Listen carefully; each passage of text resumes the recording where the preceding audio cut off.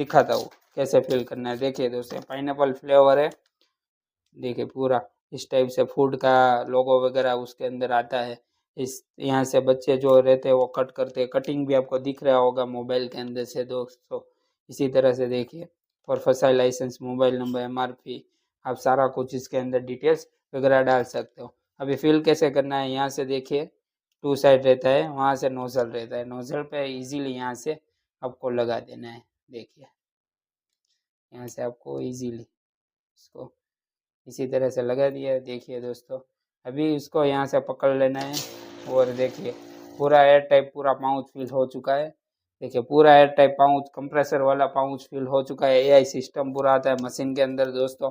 और आपको इजीली इसी तरह से देखिए ये बंद हो गया, मीन्स के पूरा सीलिंग हो गया। देखिए दोस्तों, अभी उसको पछाड़ो तो अभी उसके अंदर से लीकेज नहीं आएगा। देखिए दोस्तों, उसको पूरा इस टाइप से पूरा आपको बेहतरीन क्वालिटी का इसी जगह से SD सोडा मशीन के पास से मटेरियल